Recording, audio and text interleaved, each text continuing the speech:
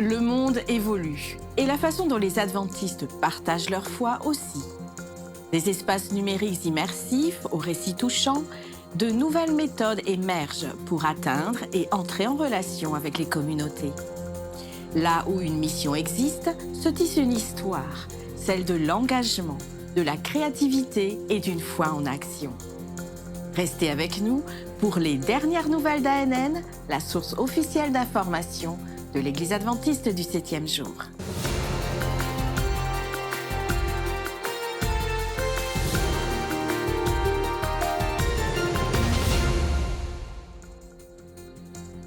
L'Église adventiste du 7e jour continue d'élargir sa présence numérique en atteignant des personnes sur diverses plateformes.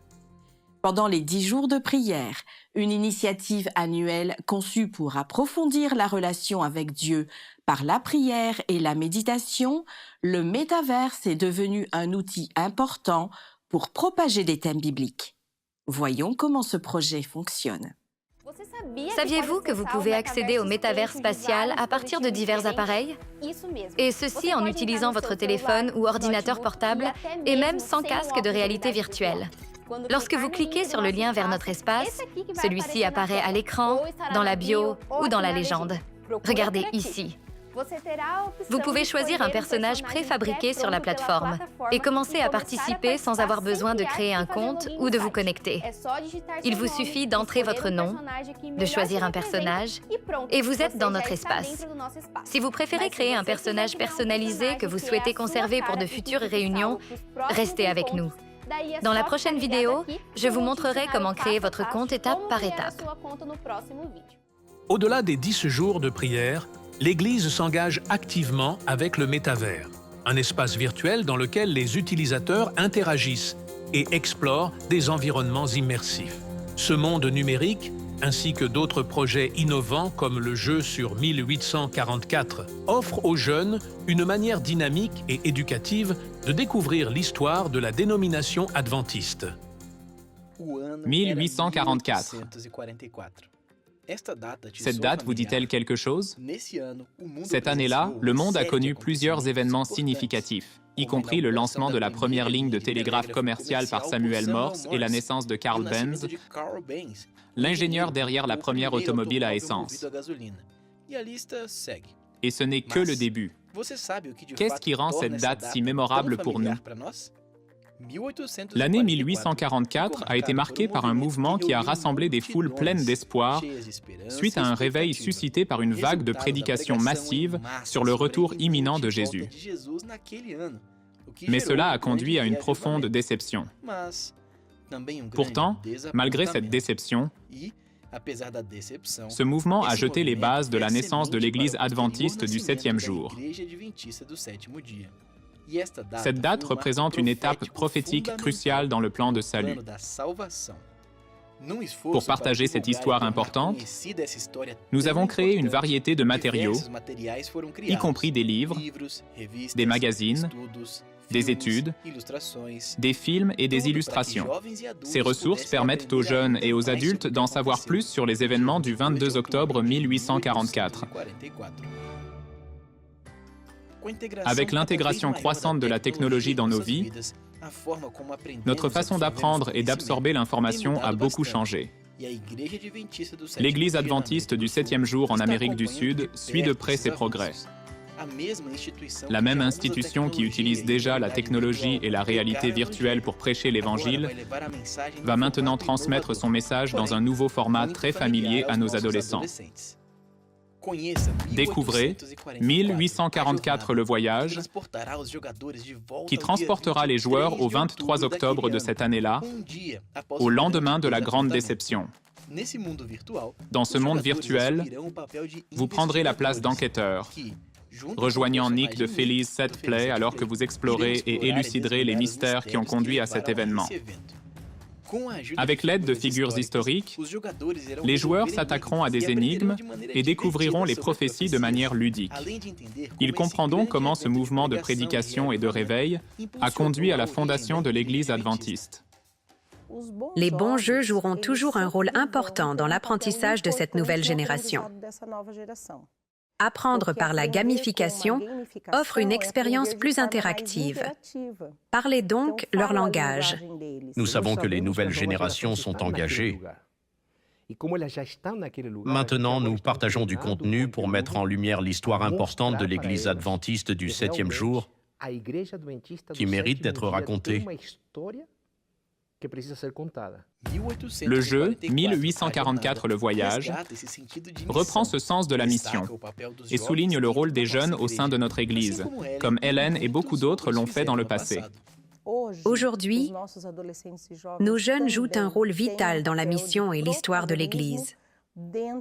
Lorsqu'ils comprennent leur identité, ils peuvent embrasser une mission significative au sein de l'Église, renforcée par la grâce de Dieu et la puissance du Saint-Esprit. Parce que ceux qui ne connaissent pas leur propre histoire sont condamnés à répéter les erreurs du passé. Lorsque nous utilisons un jeu comme plateforme et une stratégie pour enseigner l'histoire, en mettant en avant les parcours de nos pionniers, nous façonnons également l'avenir de notre Église. Êtes-vous prêt à nous rejoindre dans ce voyage interactif? Curieux de savoir ce que c'était que de vivre le 23 octobre 1844? Vous avez maintenant la chance de le découvrir. Reconnaissant le métaverse comme un outil précieux pour l'évangélisation, l'Église adventiste se veut présente sur des plateformes numériques pour atteindre ceux qui ne peuvent pas assister aux réunions en personne. Cette technologie consolide l'Église en tant que communauté mondiale, en établissant des liens entre des individus issus de cultures et de régions variées. Tim, un Australien qui a tout laissé derrière lui, a consacré sa vie au travail humanitaire au Cambodge avec sa famille. Il ne s'attendait pas à ce que les médias deviennent un puissant vecteur de diffusion de l'Évangile, transmettant son message à travers des récits à une population majoritairement bouddhiste où le christianisme demeure encore peu connu. Le ministère des médias leur donne l'opportunité de servir l'Église, même si c'est en ligne. Un rêveur. C'est ce que les gens auraient pu dire de Tim lorsqu'il a partagé sa vision de construire un studio pour répandre l'Évangile dans le Khmer, la langue du peuple cambodgien. Mais avant que quiconque puisse douter de lui, il avait déjà surmonté d'énormes défis avec Dieu. Sa mission est devenue une réalité, a grandi et prospéré. Nous avons 2 écoles, une de la maternelle au lycée et une école primaire. Ensuite, nous avons un orphelinat, une maison de retraite, un centre médiatique, un jardin de papillons, une pépinière. Nous gérons aussi un terrain de camping et nous allons bientôt commencer un complexe de loisirs. Le sourire sur son visage reflète les années de dévouement qui l'ont façonné. Son travail s'est étendu à plusieurs initiatives, dont le studio, un projet qui nécessitait des personnes et des ressources. Cette étape n'a pas été facile. Ils avaient besoin d'une structure solide et d'un investissement qui répondrait à la demande d'équipement. En 2009, mon ami John Wood était en Thaïlande et il parlait à un architecte des plans pour un studio à Chiang Mai, en Thaïlande. Je les ai rencontrés, lui et l'architecte, et je suis revenu avec leurs plans que j'ai modifiés un peu. Puis nous avons commencé à construire notre studio avec un don de $200. Nous faisons tout par la foi. Si c'est la volonté de Dieu, alors il pourvoira. Le studio est né pour restaurer l'espoir et surtout pour révéler sa véritable source, Jésus, le Sauveur. La chose difficile est d'essayer de ramener les gens vers Dieu. C'est très dur. Il est très difficile d'amener les gens à Dieu. Beaucoup de gens au Cambodge, quand ils entendent le nom de Jésus, ressentent de la haine envers ceux qui partagent le nom de Jésus. Le studio compte des dizaines d'étudiants qui croient au pouvoir de l'évangélisation numérique. Ils continuent à apprendre les uns des autres, à partager leur expérience et à se sentir chez eux. Tous les jours, j'apprends par moi-même en observant les anciens travailleurs. J'apprends d'eux en reproduisant ce qu'ils font. Parfois, je vais sur des sites web ou sur YouTube pour trouver d'autres leçons et apprendre à le faire par moi-même. J'aime travailler ici parce que nous sommes comme une famille, pas des personnes différentes. Si je travaille à l'extérieur, je ne me sens pas en famille. Ils savent que ce travail transforme la vie de ceux qui sont loin des églises ou des communautés de foi et les rapproche du ciel. Au Cambodge, nous avons environ 130 groupes de culte dans le pays. Cela représente plus de 16 millions de personnes. Nos églises sont dispersées et beaucoup de gens sont trop éloignés d'une église pour s'y rendre le sabbat ou pour avoir une famille chrétienne avec qui se rassembler. Ainsi, notre ministère des médias leur propose un culte le sabbat, même si c'est en ligne. Tim et sa famille grandissante, travaillant pour obéir aux commandements du Maître, aller et faire des disciples jusqu'aux extrémités de la terre, dans ce cas, ici, au Cambodge. En Australie, le centre de médecine du mode de vie Elia, qui fonctionne au sein de l'hôpital adventiste de Sydney, a établi un partenariat avec le Fonds de bénéfices de santé ACA pour une étude pilote approuvée par le gouvernement sur le traitement et la prévention du diabète. En 2023, 1,45 million d'Australiens sont touchés par le diabète. Des approches novatrices sont donc cruciales. Bien que le diabète de type 2 ait été traditionnellement considéré comme chronique et irréversible, des organisations comme les Diabétiques d'Australie et l'Association américaine des diabétiques reconnaissent maintenant que la rémission est possible.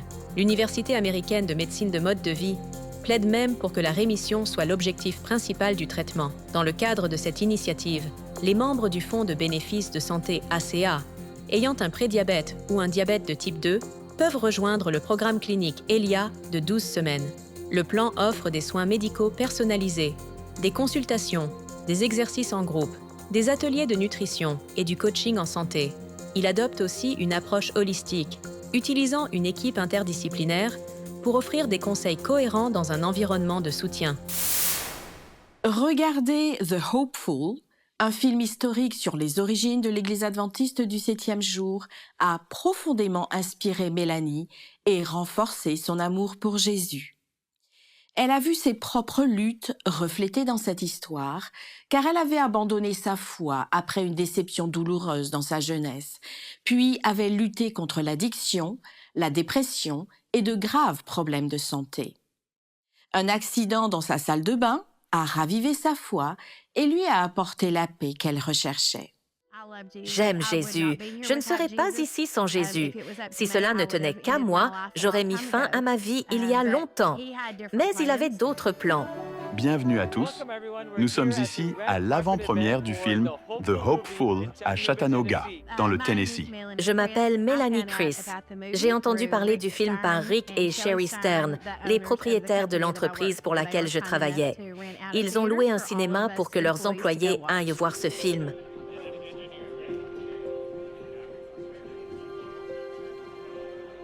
C'était incroyable. Quand j'ai découvert que c'était une histoire vraie, j'étais époustouflée. Hélène est si inspirante. Ce qu'elle a traversé, le chemin qu'elle a parcouru, se relever comme un phénix et toujours servir Dieu. Pas d'amertume ni de colère, juste cet amour de Jésus. C'est tellement inspirant. Nous sommes extrêmement contents. Ce sera diffusé dans 900 cinémas dans le pays, d'abord ici, en Amérique. C'est votre histoire, c'est notre histoire. J'espère vraiment que vous l'apprécierez. C'est un film magnifique, magnifique. Il n'y a pas de temps à perdre. Jésus reviendra dans seulement 4 courtes années. J'ai grandi dans l'Église. Quand j'avais 18 ans, mon grand-père est tombé malade et j'étais certaine qu'il allait guérir. Mais ce ne fut pas le cas. Alors j'ai décidé que je serais athée. Quand j'avais la vingtaine, j'ai abandonné Jésus. J'étais une toxicomane. J'avais des pensées suicidaires et des angoisses, et je souffrais de dépression pendant de très nombreuses années. Dans la trentaine, j'ai fini par peser 182 kilos. J'étais très malade. Je pouvais à peine marcher ou simplement sortir un sac poubelle d'une poubelle. Mon foie était en train de lâcher. Mes reins fonctionnaient mal et j'avais d'atroces douleurs tout le temps. Un jour, j'étais dans la salle de bain. J'étais seule à la maison. Et je suis tombée en sortant de la douche. J'étais trop grosse et trop faible pour me relever. Quand j'étais par terre, face contre terre, je pleurais. J'ai atteint un tas de vêtements sales, parce que quand on est déprimé comme ça, on ne fait pas le ménage. Quand on ne peut pas marcher, on ne peut pas nettoyer. Et là, ma main touche un rat sec et mort dans mes vêtements. Je me suis complètement effondrée et j'ai pleuré. À ce moment-là, j'ai dit, « Dieu, tu dois m'aider ou je vais mourir. » Et immédiatement, cette paix de Dieu qui dépasse tout ce que nous pouvons comprendre est venue sur moi. Je suis restée là 4 heures de plus jusqu'à ce que mon fils arrive et qu'il m'aide. Et je lui ai dit, « Ça ne va pas continuer comme ça. Je vais trouver comment aller mieux. » Alors j'ai commencé à rechercher sur YouTube et Google comment aller mieux. J'ai découvert le jeûne de Daniel sur 21 jours et c'est là que tout a commencé. J'ai perdu environ 13 kilos. Maintenant, je ne suis plus limitée, je peux courir. Je fais du sport 5 fois par semaine. Je viens d'obtenir un nouveau poste en marketing, ce qui est incroyable.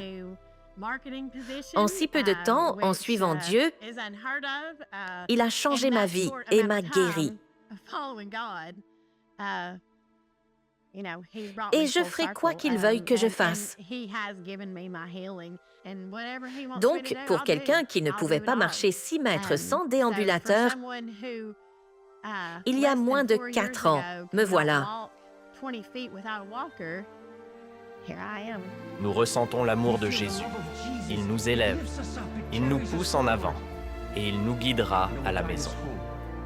Ce film était tellement inspirant et réconfortant. Et de nos jours, nous en avons besoin. Nous avons tous besoin de quelque chose qui nous élève et nous remonte le moral. Je pense que ça rassemblera les gens. Nous avons besoin de plus d'histoires réconfortantes et d'histoires qui nous dirigent vers la source, vers Jésus-Christ, car c'est de là que vient notre espoir. C'est de là que vient notre paix.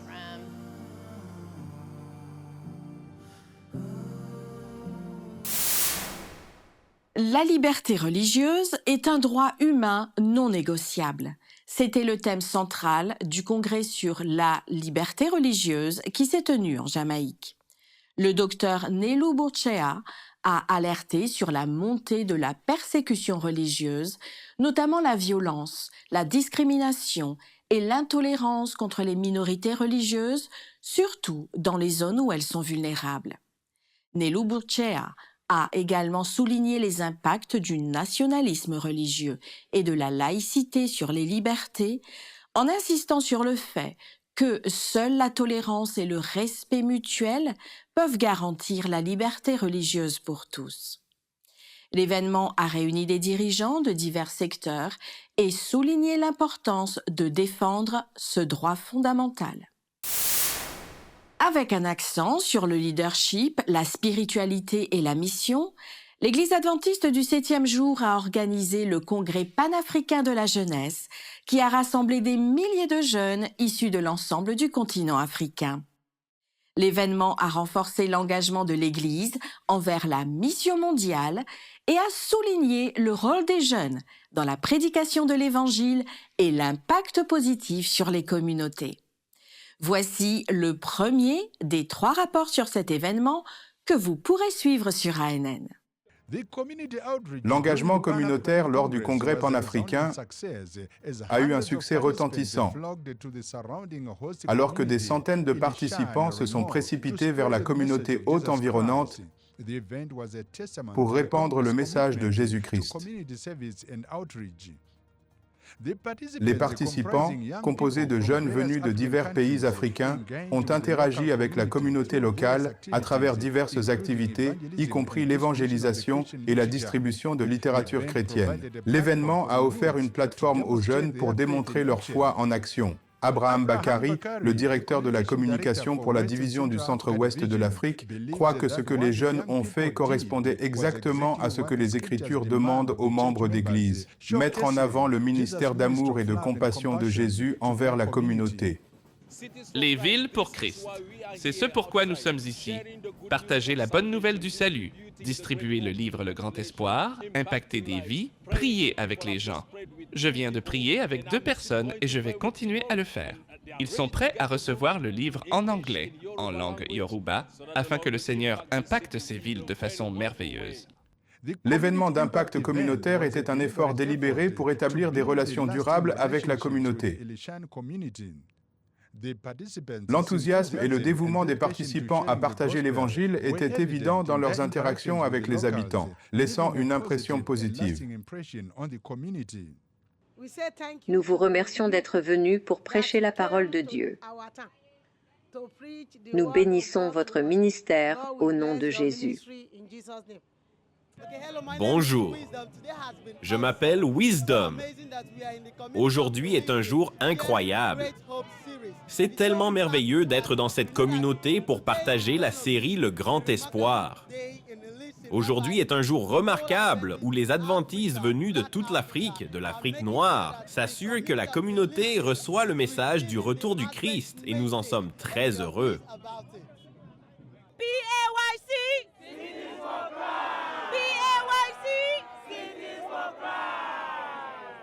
Le point culminant du congrès de la jeunesse panafricaine était le sabbat, où le conférencier principal, le docteur Baraka Muganda, a partagé un sermon émouvant et stimulant pour les jeunes.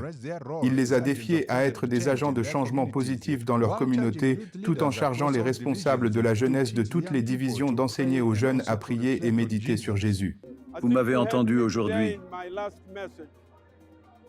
J'ai dit, allez et soyez un témoignage partout où vous êtes.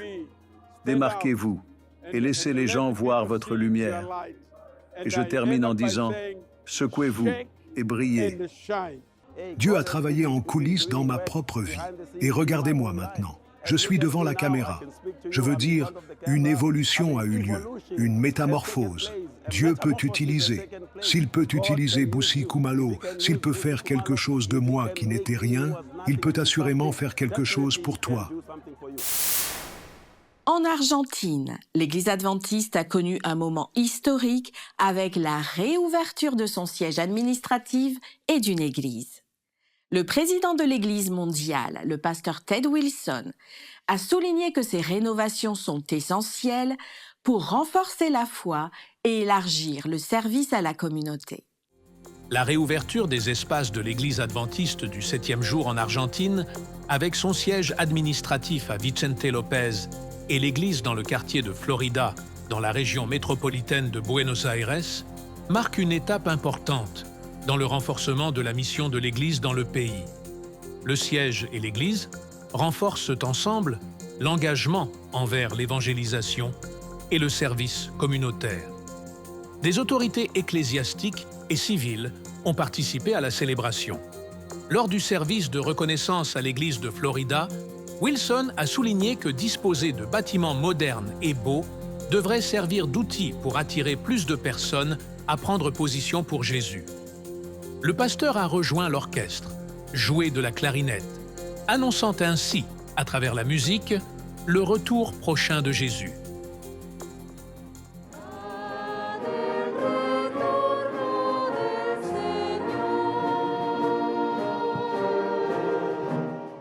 Dans son discours, Wilson a souligné que la chose la plus importante est de se concentrer sur la communauté environnante, tout en ayant un sentiment d'urgence pour faire avancer la mission de partager le message d'espoir et de salut en Christ. Aider les personnes qui sont ici, dans cette grande ville de Buenos Aires, afin qu'elles prennent aussi position pour Jésus.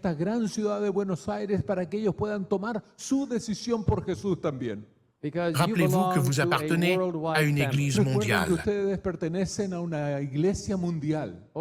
Plus de 23 millions de personnes, membres d'Église. Il souligne le fait que Jésus revient.